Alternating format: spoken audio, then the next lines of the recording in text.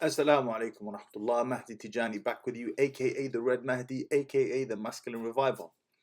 And I was sent in a video by Naima B Roberts. Many of you may know her from one of her, I don't know how many books she's published, but this particular book was very famous in the Muslim community a few years ago. I think it's still popular now. And it goes by the title of From My Sister's Lips, if I'm not mistaken. She's a revert sister, and she's been quite active in the Muslim community. And the title of the video that I'm going to be reacting to today is, what was it? I think to the effect of, sisters, do you really need a man, or do you need to be married? Something along those lines.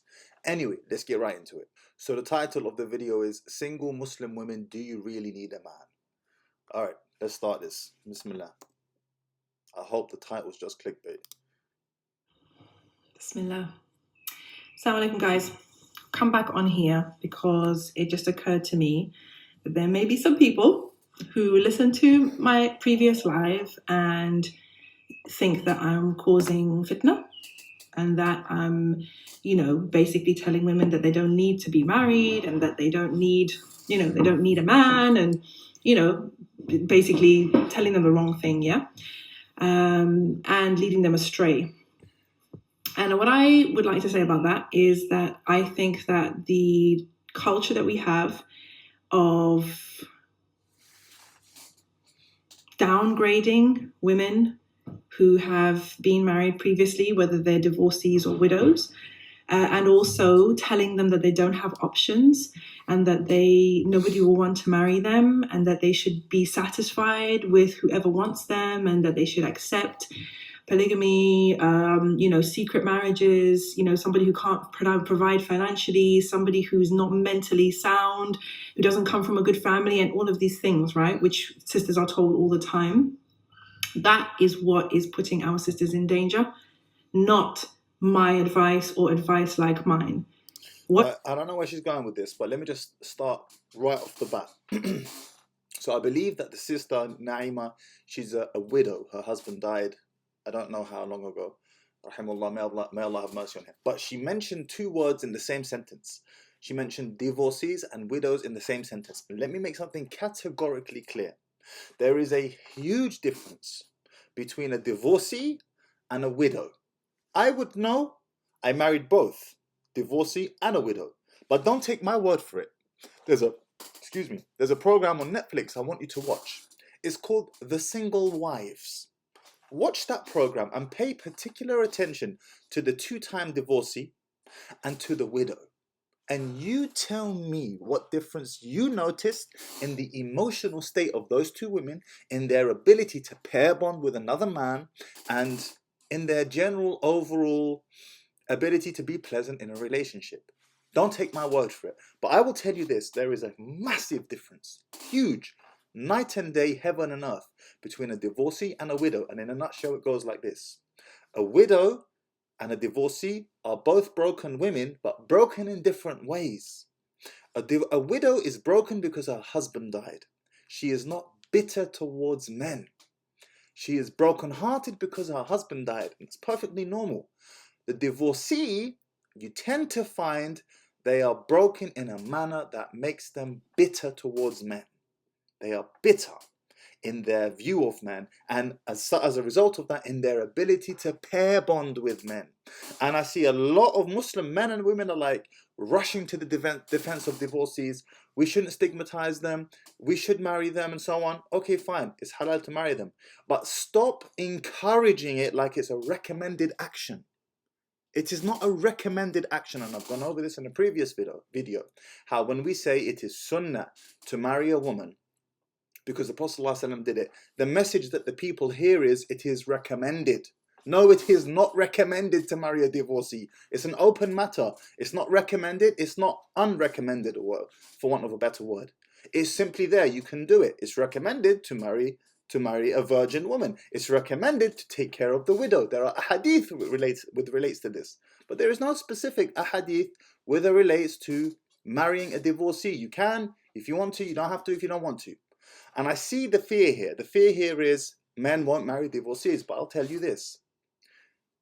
If we tell men it is sunnah, recommended to marry divorcees, what message Do you think you are sending that sister who's in a marriage right now and she's become disenchanted and she wants to pull the plug on her marriage? And before you tell me she might be abused and all the rest of it, most women do not put up with emotional abuse or domestic violence of any sort. Most women who pull the plug on their marriages, and 70 to 80% of all divorces are initiated by the women.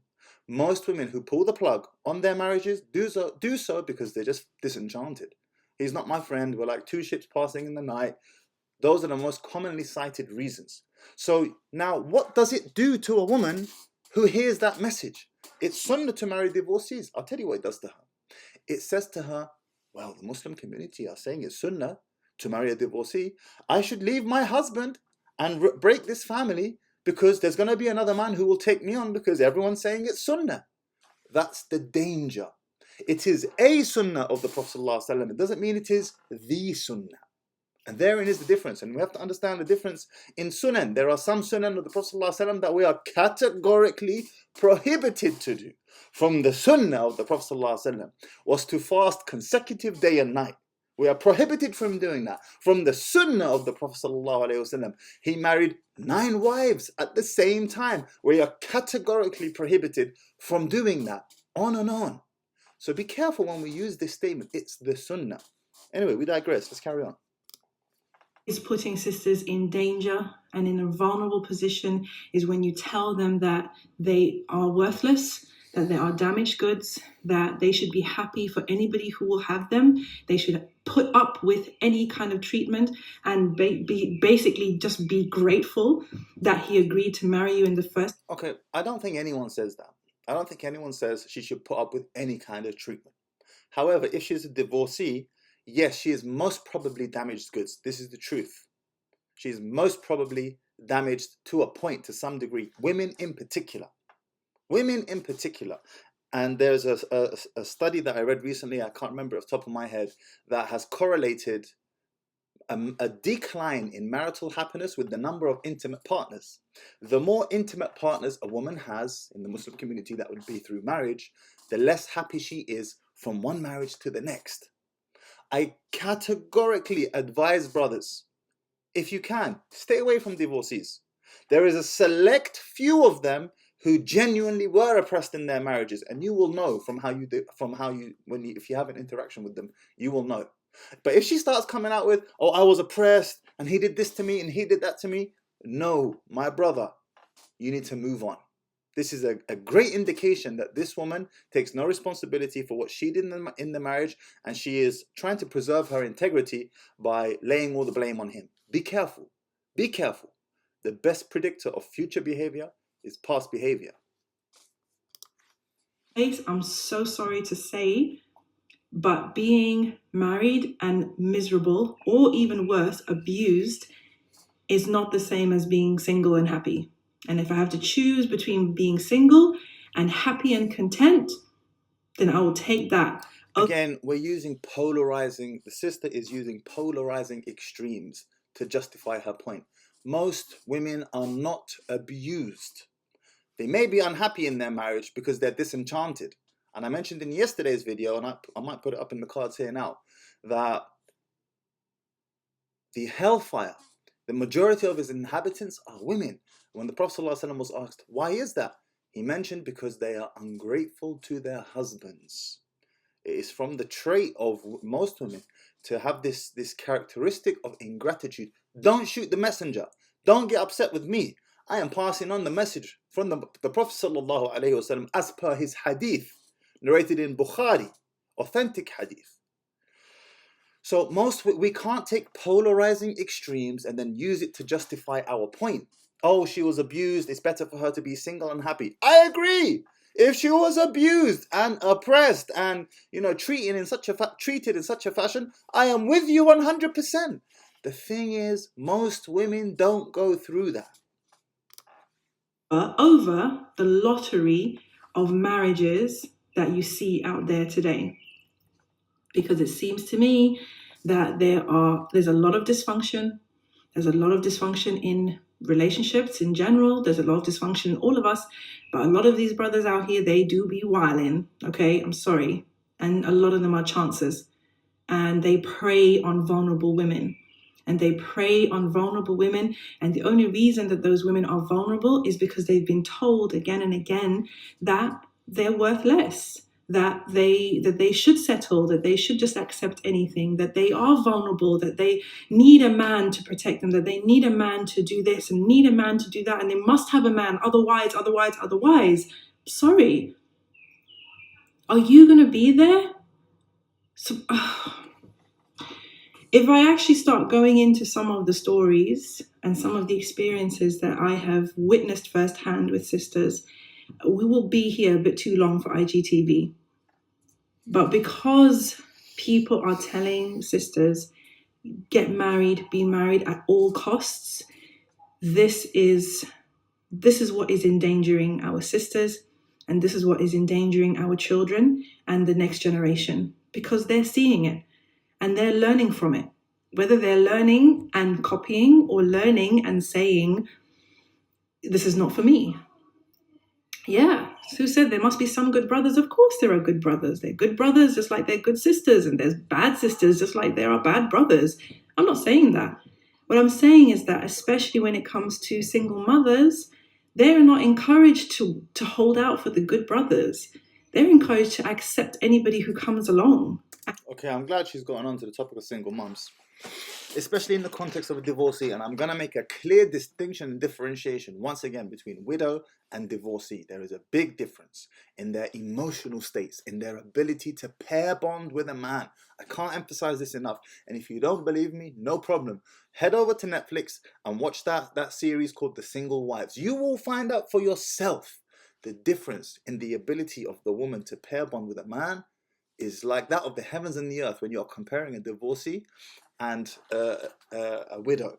Now, if we want to talk about single mum divorcees, this is a bad deal for men. And women don't like this. Whilst at the same time, women are very pragmatic in their choices of marrying a man. You will often hear sisters. I heard the black sister on the Tea Talk, I forget the name, forget which episode it was, who made it quite clear she's looking for marriage at that time, if I'm not mistaken. She said quite clearly, I'm not willing to consider a man who has children.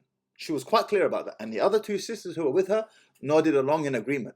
Women are eminently pragmatic when it comes to their choice in a man. She knows that this doesn't make sense. This is not a smart move for me to be responsible for another man's kids. It's not a smart move for me. And yet, you want to place that burden, and a burden it is, that responsibility on another man to raise next man's kids. It don't work like that, sister. Yes, it's a put-off. Yes, it's undesirable for a man. These are facts we have to deal with. It's a fact. It is what it is. Fortunately, there are not that many kind of solvent, practicing, I don't know what the word is. I don't know what the word is. But, you know how it works in our communities. It's not something that's unknown. If you're a good catch, you get married quite quickly. And if you're married, you're pretty much off the market. So who is not married after a certain age, unless you were divorced? It's the ones who maybe couldn't get married when they were younger. Nobody wanted to, their mum couldn't marry them off when they were younger. So now here they are still. Or they've been married several times and it never worked out. But you need to ask yourself, why didn't it work out? And be real about these things. Be real about these issues. And sisters, again, if you go into those conversations not having done the work on yourself, not having come to terms with who you are and grown to love yourself and be your own best friend, then you are only setting yourself up for failure when you start to speak to somebody. Okay, I'm glad she's spoken about taking accountability and responsibility. I'm glad she's done that. So touche, fair play to her. Look, this stigma, this foul odor that follows a divorcee is the same for men and women alike. I'm twice divorced. Granted, I didn't divorce those women. They saw a khul from me. They divorced me, essentially. But it doesn't matter. The bottom line is, I've got 2 red strikes on my record. This is something that makes people question, is there something wrong with Mahdi? Is there something wrong with him? There must be. He was divorced twice. Now, the truth is, it may not be the case. If someone is divorced, there may not be something wrong with them. Equally, just because someone has made a lifetime in marriage but was miserable doesn't mean that was a success. Nevertheless, we judge by appearances. And when someone has been divorced, they've got that foul odor that follows them around. It is what it is, and it's the same for men as it is for women.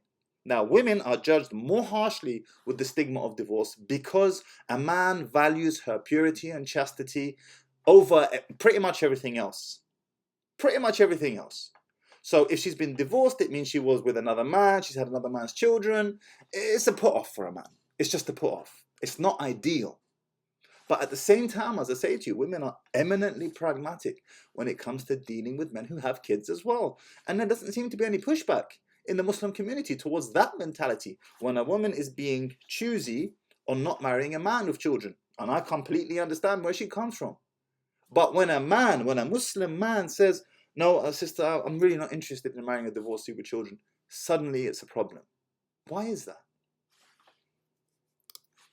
Especially if you're hoping that that person is going to heal you, is going to make you whole, is going to make you happy. It's such a big ask, guys. It's not even funny. Be happy now. Choose joy, choose gratitude, choose to be happy right now. Do the things that make you happy now. Change your outlook. Teach yourself. Read. Listen to the right people. Heal yourself.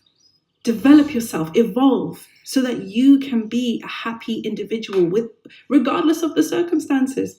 This is what I teach my clients in my program all the time. The circumstances don't matter for the people of gratitude, because you guys know that's what I teach in my program.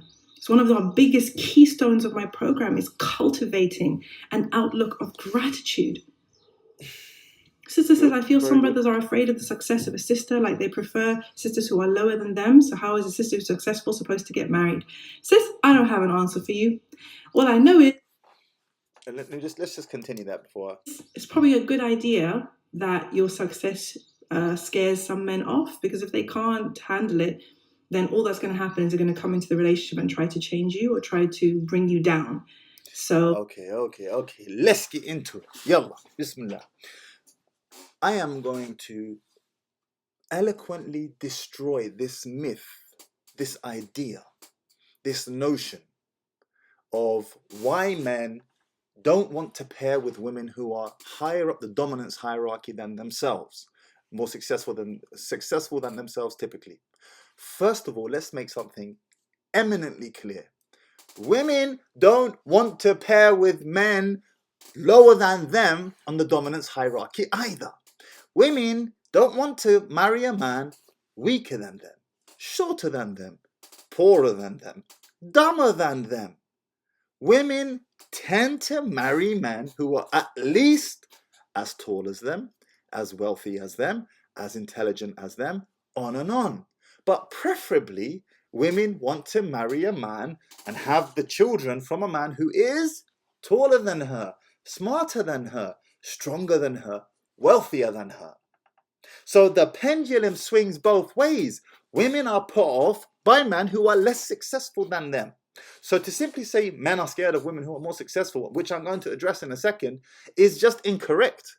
And it's a misleading statement, because women are just as put off by men who are less successful than themselves. Now, she might put up with him for a period of time, but best believe the clock is ticking. If your woman is more successful than you, you are on a timer to pattern up and fix that. Because if you don't, eventually she will pull the plug on that relationship. Those relationships don't last because it doesn't satisfy her hypergamous nature. Her hypergamous nature is unsatisfied. It's saying to her, this is not the best man you can do. And that's why you will find, no matter how much money a woman earns, she still wants to marry a man who earns more than her, even if she's a millionaire. Think about that. And yet the millionaire man is happy to marry the waitress from McDonald's. Why is that? Because men and women have different mating standards and strategies. Women want the more dominant male the more dominant individual to herself. Men don't have that strategy. Men are looking for a woman who is young, fit, fertile, feminine, friendly. Young, fit, fertile, feminine, friendly. That's what he's primarily looking for. which means she could be found at McDonald's. Now, let's address the statement of men are intimidated by the success of a woman. Okay, let's go there. Firstly and foremostly, a man in his nature, he is a provider. He is a giver. He wants to provide for his woman. I'm going to give you an example of a caveman example. You've got this caveman, strong caveman, and he goes out hunting for the day. And he needs to bring food home for the family. So on his mission today, he's hunting for mammoths. End of the day, he finally manages to kill a mammoth. He's so pleased with himself. He's put up with so much toil and hardship and sweat and difficulty. And finally, he managed to kill a mammoth. He brings home this mammoth. He is so proud of what he's done for the family for that day. He comes back to the cave where his wife and children are. And lo and behold, his wife greets him and says, "Oh, don't worry, I've already got 10 mammoths." How will that man feel? How will he feel? He has toiled and struggled and sweated so that his resources, his sweat, his toil can be appreciated by the family, only to come home and realize, oh, my resources, they're not valued. You see, the difference between a man and a woman is women don't tend to want to provide for a man, but a man wants to provide for a woman. It's how he feels masculine. A man feels masculine when he's providing. So if he's with a woman who doesn't value his provision because she has more than him, instantly he feels less masculine. He feels emasculated. He's unable to be in his masculine frame. And there's nothing wrong with that. It's because he wants to give. Men are givers, women are receivers. Even in the physical sense, intimacy. Men give, women receive, physically. So that's that element there. Men are not scared of more successful women for the sake of it. He is scared of his resources not being valued. That's the fundamental difference. Point one. Point two, and this is a big one. Successful women tend to be more disagreeable. It is impossible to progress in the workforce or in business or in any station with any type of career, any type of work endeavor, without honing and refining a strong degree of disagreeableness. It's one of the indicators of success in the workforce. The more disagreeable you are, the less shit you take from people, the more you are willing to push through people's nose, the more successful you will become. It's one of the ingredients required for success. The problem is, a successful woman, when she brings that mindset to the home, where she's still disagreeable, she's still not taking no for an answer, she's still pushing through, she brings that mentality and mindset to her husband.